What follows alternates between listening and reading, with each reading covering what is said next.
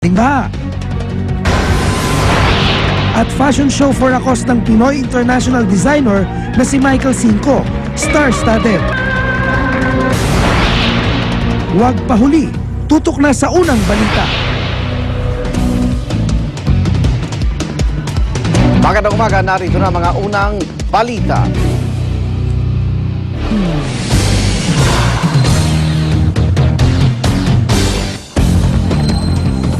Dry run ng motorcycle lane sa Commonwealth Avenue sinimula na ipatupad ngayong araw at may live report si Lava Nuver.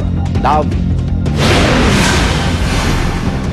Maraming salamat, Iga. Nagsimula na nga dumating ang mga enforcer ng Metro Manila Development Authority at hinihintay nga natin si MMDA Chairman Francis Tolentino, kasama niya si MMDA Assistant General Manager Attorney Emerson Carlos para nga bantayan ang simula ng operasyon ngayong araw. Mahigit ngang 100 MMDA traffic enforcers ang ikakalat dito sa kahabaan po ng Commonwealth Avenue ngayong araw. Ang mga mahuhuling lumalabag o lalabag sa motorcycle lanes ay sisitahin, sasailalim po sa isang seminar na magtatagal po ng 15 minutes at isasagawa ito ng MMDA at Motorcycle Philippines Federation or MPF.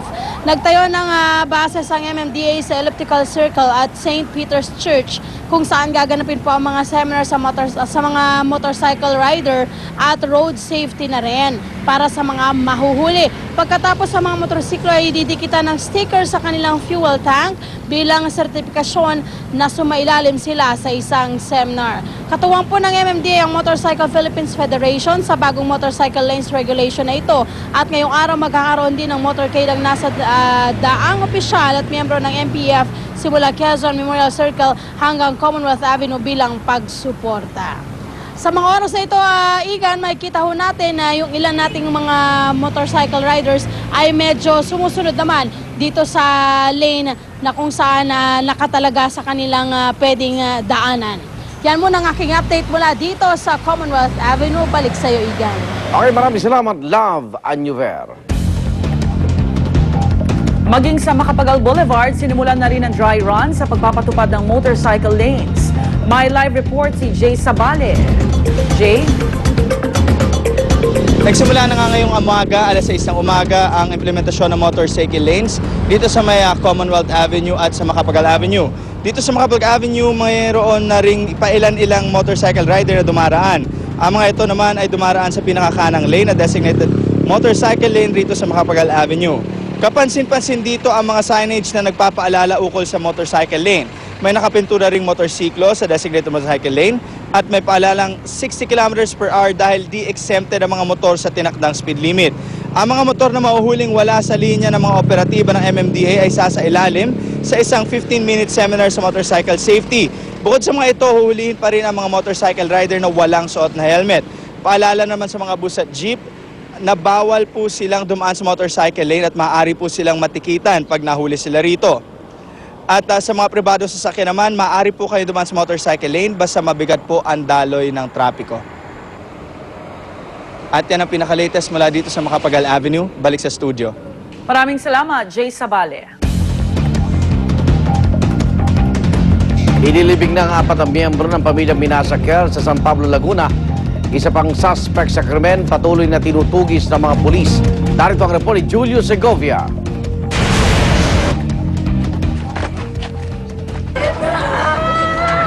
Panaghoy ng pangungulila ang nangibabaw sa libing ng 4 na miyembro ng pamilya Rendon. Patay sa masaker ang mag-asawang Isidro at Maricel at 2 nilang anak. Ang Laguna Provincial Government nangako ng tulong pinansyal sa 2 pang anak na nakaligtas.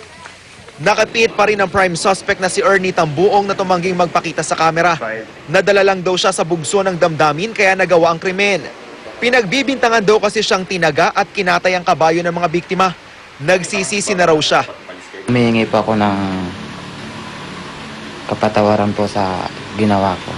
Mas lalo dun po sa mga bata. Miski siya gumapang sa harap ko ng paluhod, parang hindi ko siya kayang patawarin sa ginawa niya. Ultimong sanggol, ginanon niya. Lumalabas sa investigasyon ng pulisya na away sa lupa ang pinag-ugatan ng massacre. Hinahanap pa ang kapatid ng suspect na si J.R. Tambuong na sangkot din daw sa krimen. May ginagawa akong coordination doon sa Bicol, sa Camarines Sur, at baka sakali na meron pa silang mga ibang kaso kasi dito sila nag-migrate, buong pamilya.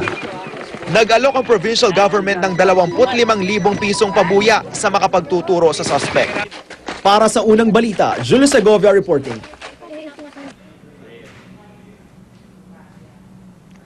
Mag-iina at kanilang kasambahay patay matapos pagbabarilin ng mismong padre de pamilya sa Talisay City, Cebu. Ang suspect nagbaril din sa sarili. Narito ang report.